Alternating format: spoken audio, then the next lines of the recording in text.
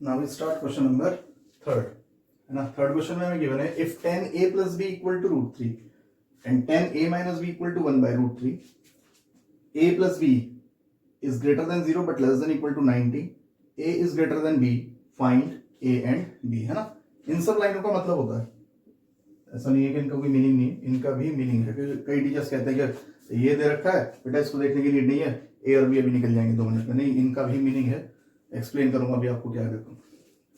तो जब हम इनको सॉल्व करेंगे, हमें दे रखा है 10a plus b equal to root 3, तो 10a plus b equal to root 3। Root 3 10 के टेबल में कहां होता है? 10 60 की वैल्यू, किसकी वैल्यू होती है? 10 60 की वैल्यू। अब तो दिस इंप्लाई, मैं इसको लिख सकता हूं a plus b equal to 60 degree, है ना भाई। ये 10 का एंगल है, ये भी 10 का एंगल है, तो 10 के एंगल को 10 के एंगल से कंपेयर किया। एक्चुअल में होता क्या है, इसको भी देखो। Suppose we have sine x equal to sine y, या आप कह दो cos x equal to cos y, या आप कह दो tan x equal to tan y, है ना। अगर हमारे पास दो एंगल्स का सम है ना 0 और 90 के बीच में लाई कर रहा है, अगर ये कंडीशन आपको बता कि 0 से 90 के बीच में लाई कर रहा है, तो 100% यहां से x को y से कंपेयर होगा, x इक्वल टू वाई, यहां पे भी x इक्वल टू वाई, और यहां पे भी x इक्वल टू वाई, है ना। तो ये सिचुएशन हमें दे रखी थी। अब यहाँ पे 0 पे ग्रेटर देन का साइन है, इक्वल का नहीं, उससे कोई इफेक्ट नहीं पड़ता। 0 भी हो सकता है, 0 से बड़ा भी, लेकिन यहाँ कह रहा है 0 से बड़ा ही आएगा आपका जो भी इनका सम है, ठीक है। तो अगर ये सिचुएशन है तो उस केस में ये कंडीशन ऑलवेज फॉलो होगी, ठीक है। और तो इसको कहा इक्वेशन नंबर फर्स्ट। ऐसे ही इस पे आ जाओ, आपको ये भी तो गिवन कंडीशन है 10a minus b equal to 1 by root 3। तो फिर वही प्रोसीजर लगाएंगे, 10a माइनस बी, है ना। तो 1 बाय रूट 3 10 के टेबल में होता है 10 30 की वैल्यू, और यहां से अगर मैं कंपेयर करूं तो a minus b equal to 30, है ना। a minus b equal to 30, ये क्या है? इसको देखो, एक कंडीशन ये भी तो दी है इसने क्वेश्चन में कि a is greater then b, तो अगर मैं b को इधर शिफ्ट करूं तो a minus be greater than, उधर कुछ नहीं बचेगा तो 0, कि इनका डिफरेंस 0 से बड़ा। तो देखो a माइनस बी 30 0 से बड़ा ही तो है, तो इट मीन्स कंपेयर करके a minus b equal to 30, है ना। तो ये भी एक बात इसने बोल रखी थी, इसको नेग्लेक्ट नहीं करना। तो इसके अकॉर्डिंग हमने इसे भी कंपेयर कर लिया, तो ये आ गया हमारे पास सेकंड इक्वेशन। तो अब ये दो इक्वेशंस बन गई हमारे पास, फर्स्ट और सेकंड। तो इनको सॉल्व करके हम इजीली a और b ऑब्टेन कर सकते हैं। देखो कैसे, इसमें a प्लस बी है, इसमें a माइनस बी, तो b का साइन अपोजिट है, तो इजीली अगर मैं इक्वेशंस को ऐड कर दूं b कैंसिल हो जाएगा, a का आंसर निकल जाएगा। a की वैल्यू फर्स्ट इक्वेशन में रखेंगे, b का आंसर आ जाएगा। तो देखो, तो हमने एक काम करा, equation first plus equation second कर दिया। तो फर्स्ट प्लस सेकंड, तो जैसे ही मैं ऐड करूंगा तो पहले लिख लेता हूं एक बार, a plus b equal to 60, it is equation number first, and a minus b equal to 30, it is equation number second. तो मैं इनको जैसे ही ऐड करूंगा तो देखो plus b minus b cancel हो जाएंगे, और a प्लस ए हो गया, twice of a is equal to 60 plus 30 90, तो यहां से a निकल के आया 45, 2 डिवाइड में आ जाएगा, a आ गया, और put a equal to 45 in equation first या सेकंड, जहां मन करता है वहां पुट कर दो, उससे कोई इफेक्ट नहीं पड़ता। तो a हमने फर्स्ट में रख दिया, तो a plus b equal to 60, ये फर्स्ट इक्वेशन थी, a की जगह रखा 45 प्लस b इक्वल टू 60, तो b is equal to 60 minus 45, तो b is equal to 15 degree. ये आ गया आपके पास, है ना। तो ये सब डिग्री है। तो इस तरीके से एंगल्स आ गए। अब देखो a is greater then b, उसने कहा था a बड़ा आएगा b से, बिल्कुल आ रहा है। देखो a 45 है, b 50 है, और a प्लस b, इन दोनों का जो सम है 45 प्लस 50 60 हो गया, और इन दोनों का जो सम था वो 0 से 90 के बीच में लाया करेगा, तो वो भी वेरीफाई होगा। तो इस तरीके से, तो इसमें बहुत सारे क्वेश्चन आ सकते हैं पेपर में। यहाँ साइन आ जाए तो फिर यहाँ पर भी एक ऐसी वैल्यू दी हुई होगी आपको जो साइन के टेबल में आपको मिलेगी। यहाँ कॉस दे दिया तो यहाँ पे एक ऐसी वैल्यू देगा जो कॉस के ही टेबल में मिलेगी, है ना। तो इसमें कंफ्यूज वाली बात नहीं कि सर जरूरी है कि हर बार ये वैल्यू मिले, बिल्कुल मिलेगी, हर बार मिलेगी आपको, ठीक है। तो now pause the video and note it down.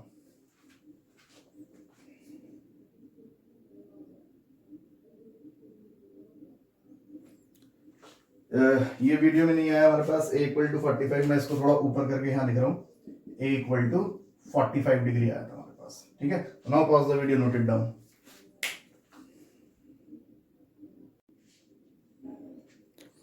Now let us start question number 4. State whether the following are true or false, justify your answer, है ना। हमें चेक करना है कि स्टेटमेंट ट्रू है या फॉल्स है, और उसके साथ साथ फिर जस्टिफिकेशन भी देना है हमें आंसर का कि ट्रू फॉल्स है या नहीं, क्यों नहीं है। तो first part, sine a plus b equal to sine a plus sine b, simple है, तरीका होता है इसका करने का। भाई a और b are different angles 100%, sine a plus sine b. तो लेट कर लिया मैंने अपने पास से, a ले लिया 30 डिग्री एंड b ले लिया 60 डिग्री, ये दो एंगल ले लिए मैंने, ठीक है। मर्जी आप कोई भी ले सकते हो, जो आपके ट्रिग्नोमेट्रिक टेबल में हमारे सिलेबस में उसके दो एंगल्स आप लेकर रख सकते हो, लेकिन ऐसे एंगल्स लेना जिनको ऐड करके भी हमारा जो रिजल्ट है वो आपकी ट्रिग्नोमेट्रिक टेबल में है। ऐसा नहीं है कि आपने से 45 ले लिया, ऐसे 60 कि सर 45 60 दोनों टेबल में वेरी गुड, बिल्कुल है, बट 45 प्लस 60 करोगे तो कितना हो जाएगा, 105। 105 आपके सिलेबस में नहीं है, वैल्यू तो निकल जाएगी, बट 105 आपके सिलेबस में नहीं है। तो ऐसे एंगल्स उठाना कि जिनका एडिशन आपको मिल जाए। तो पहले मैंने LHS लिया, अभी चेक करते हैं इसको ये है या नहीं। देखो ये रिजल्ट्स जो होते हैं, अगर ये ट्रू होंगे तो ये a और b की हर एक वैल्यू के लिए LHS और RHS इक्वल आएगी। तो इसलिए मैं आपसे कह रहा हूं कोई भी एंगल ले सकते हो, ठीक है। और अगर नहीं है, ये कोई रिजल्ट नहीं है, तो कभी भी इक्वल नहीं आने। तो अभी चेक करते हैं, देखो तो sine a plus b, sine a plus b, it means sine 30 plus 60, तो इनको ऐड करके बन गया साइन 90, और साइन 90 की वैल्यू होती है 1। ये तो LHS आया। अब RHS में आ जाओ, RHS में sine a plus sine b, it mean sine a हमने लिया 30 और साइन b हमने लिया 60 डिग्री, ठीक है। साइन 30 की वैल्यू 1/2 और साइन 60 √3/2, और अगर मैं इनको ऐड करूं तो एलसीएम सेम, तो 1 प्लस √3/2। देखो जरा दोनों आंसर डिफरेंट आ रहे हैं, तो LHS does not equal to RHS, तो it means result is not true. तो ये एक फॉल्स स्टेटमेंट है। अगर ये ट्रू स्टेटमेंट होता तो आप a और b की कोई भी वैल्यू ले लो, LHS और RHS की वैल्यू ऑलवेज सेम आएंगी, ऑलवेज। तो पहला वाला जस्टिफिकेशन तो आपके पास ये आया। तो यहां वीडियो पॉज करके आप इसको नोट कर सकते हैं। मैं इसके सेकंड पार्ट पे आ रहा हूं, इसको रफ कर रहा हूं मैं यहां से, तो आप वीडियो पॉज करके इसको नोट कर लें।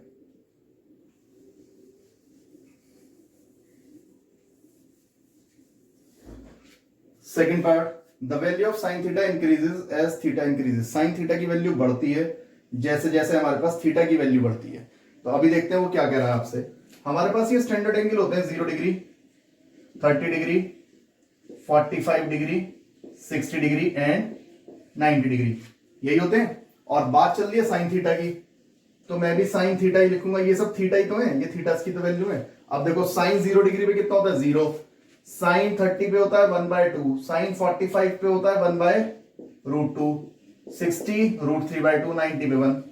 तो अगर आप चेक करो तो जैसे जैसे थीटा बढ़ा, देखो थीटा बढ़ी तो रहा है, 0 था, फिर उससे बड़ा 30 हुआ, फिर उससे बड़ा 45, उससे बड़ा 60, बढ़ रहा है, इंक्रीज कर रहा है। तो ये जो वैल्यूज है ना, वो ये तो कह रहा है साइन थीटा की value, the value of sine theta increase, कब, जब थीटा बढ़े। तो थीटा बढ़ रहा है तो वैल्यूज को देखते हैं क्या हो रहा है। 0 से बड़ा 1/2, 1/2 से बड़ा होता है 1/√2, 1/√2 से बड़ा होता है √3/2, और उससे भी बड़ा होता है क्या 1। तो ये तो इंक्रीज कर रहा है ना। तो हमने देखा एज थीटा इज इंक्रीजिंग, ये एरो इंक्रीज के लिए दिखा रहे हैं, तो this imply sine theta is also increase, sine theta भी इंक्रीज कर रहा है। तो ये ट्रू स्टेटमेंट है। ये कैसा स्टेटमेंट है, ट्रू स्टेटमेंट है। बट बहुत ध्यान से सुनना, मेरी तरह जैसे मैंने अभी आपको ये ट्रू स्टेटमेंट बता दिया, और भी आपके टीचर्स भी आपको इसको ट्रू स्टेटमेंट बताएंगे, बट ये स्टेटमेंट फॉल्स भी हो सकता है। ये स्टेटमेंट फॉल्स भी हो सकता है। क्यों हो सकता है? टेंथ स्टैंडर्ड के लिए तो ट्रू है, क्योंकि टेंथ स्टैंडर्ड में हमारे पास एंगल ही 0 से 90 तक है सिलेबस में, और 0 से 90 के लिए आपको मैंने दिखा दिया ट्रू है कि साइन थीटा बढ़ता है, जैसे जैसे थीटा की वैल्यू बढ़ती है साइन की वैल्यू भी बढ़ती है। बट है ना, दिस इज ट्रू। देखो, if theta is greater than equal to 0 और लेस देन 90, तो दिस इंप्लाई ये ट्रू स्टेटमेंट है, ये जो हमारा स्टेटमेंट है ये ट्रू स्टेटमेंट है फर्स्ट। और number second, if theta is greater than 90, अगर आपका थीटा 90 से और आगे चला गया तो ये स्टेटमेंट फॉल्स हो जाएगा, ये स्टेटमेंट आपके पास फॉल्स हो जाएगा। तो टेंथ के सिलेबस में ये है, तो टेंथ के सिलेबस के लिए तो ट्रू है क्योंकि 0 से 90, लेकिन अगर उससे बड़ा होगा तो स्टेटमेंट ये फॉल्स हो जाता है। तो ये चीज जब आप 11th क्लास में होगे तो वहां पे आपको मैं एक्सप्लेन करूंगा ये क्यों फॉल्स हो जाती है वहां पे, ठीक है। क्योंकि अभी सिलेबस हमारा 0 to 90 है, टीचर्स नहीं बताते, बहुत से कह देते बेटा यस इट इज ट्रू क्योंकि आपकी वैल्यू बढ़ रही है, आप देखो टेबल से, आगे का बताते नहीं है। जबकि 90 से बड़े होने पर ये फॉल्स हो जाता है, वहां वैल्यू कम हो जाती है, ठीक है। थीटा बढ़ेगा तो वैल्यू कम, थीटा 90 से ज्यादा जाएगा तो वैल्यू कम हो जाती है। तो ये वहां पे जब 11th क्लास में आओगे तो मैं आपको पढ़ाऊंगा वहां पे ये। तो अभी हमारे 10th के अकॉर्डिंग इसका आंसर ट्रू ठीक है, क्योंकि आपके सिलेबस में 0 से 90 के एंगल तक जाने पर साइन की वैल्यू बढ़ती चली जाती है, ठीक है। तो यहां वीडियो पॉज करके आप इसको कॉपी कर लें, देन मैं आपके पास आगे चलते हैं थर्ड पार्ट पे। तो मैं इसको रब कर रहा हूं, ध्यान से देखिएगा, ठीक है। सिर्फ मैं इस पोर्शन को रब कर रहा हूं। देखो, third option, the value of cos theta increases as theta increases. अब वो कह रहा है cos की वैल्यू भी थीटा जैसे जैसे बढ़ेगा इंक्रीज करेगी। अभी लिख लेते हैं, इसी के नीचे मैं cos को भी लिख लेता हूं, ट्रिग्नोमेट्रिक टेबल की वैल्यू दी तो है। cos क्या होता है? रिवर्स ऑर्डर में साइन की वैल्यू लिख लो पीछे से, 1 √3/2, 1/√2, 1/2 और 0। मिल गया यहीं से आंसर मुझे। ये स्टेटमेंट फॉल्स है, ये जो स्टेटमेंट है वो फॉल्स है। देखो कैसे, थीटा तो बढ़ रहा है 0, 30, 45, लेकिन ये छोटा हो जाता है 1 से छोटा √3/2, उससे भी छोटा 1/√2, फिर उससे छोटा 1/2, फिर ये 0 सबसे छोटा। तो अब ये क्या कर रहा है? डिक्रीज कर रहा है, जैसे जैसे थीटा बढ़ रहा है वैल्यू डिक्रीज कर रही है ना। तो इफ थीटा इज इंक्रीजिंग तो उस केस में cos थीटा की वैल्यू डिक्रीज हो रही है, तो ये स्टेटमेंट फॉल्स है। तो थीटा इंक्रीज करने पर cos थीटा की वैल्यू डिक्रीज करेगी, इंक्रीज नहीं करेगी, ठीक। फिर आपके पास आता है for sine theta equal to cos theta for all values of theta. वो कहता है थीटा की सारी वैल्यूज के लिए, फॉर ऑल वैल्यूज, सारी वैल्यूज के लिए हमेशा साइन थीटा और cos थीटा के आंसर सेम रहेंगे। बिल्कुल गलत बात है। यहां देखो, सिर्फ 45 पे साइन 45 की वैल्यू भी 1/√2 होती है, cos 45 की वैल्यू भी 1/√2 होती है, बाकी सब जगह कहीं सेम है वैल्यू। तो वो ये कह रहा है कि सारी थीटा, कोई भी थीटा उठा लो, साइन और cos हमेशा सेम रहते हैं, तो गलत बात है। देखो 30 पे इसकी वैल्यू 1/2 है तो cos 30 पे √3/2 डिफरेंट वैल्यू है, 60 पे वो √3/2 है तो cos 1/2 होता है, डिफरेंट वैल्यूज है। सिर्फ 45 पे तो सभी वैल्यूज के लिए नहीं होता। तो ये स्टेटमेंट भी हमारे पास एक फॉल्स स्टेटमेंट हो गया। अब वो कहता है लास्ट से आपका कि cot a is not defined, cot a की वैल्यू नॉट डिफाइंड होगी, लेकिन कब? जब थीटा यानी a इक्वल टू आप कितना डिग्री लेके चलोगे? 0 डिग्री। तो देखो इसको सॉल्व करके देख लेते हैं। उसने कहा है cot a और a रखना है 0, तो एक काम करो, cot किसके इक्वल होता है? cot होता है cos अपॉन साइन, यानी cos a upon sine a लिख सकते हैं इसको, है।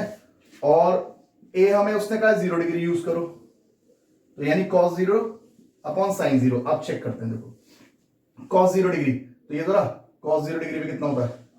1 अपॉन साइन 0 डिग्री, ये रहा साइन 0 डिग्री पे कितना होता है? 0। और any numerical value upon 0 is infinity, जिसको आप क्या कहते हैं? Not defined. तो वो ठीक तो कह रहा है। अगर आप a 0 रख देते हो तो यानी cot 0, ये तो कह रहा है cot 0 उसकी वैल्यू नॉट डिफाइंड। तो बिल्कुल ठीक कह रहा है, cot a is not defined when a equal to 0। Yes it is a true statement. तो ये सब जस्टिफिकेशंस हैं जो हमें देने हैं। तो ये थी आपकी एक्सरसाइज 8.2। तो now pause the video, note it down, फिर हम नेक्स्ट टॉपिक कंटिन्यू करेंगे इसका।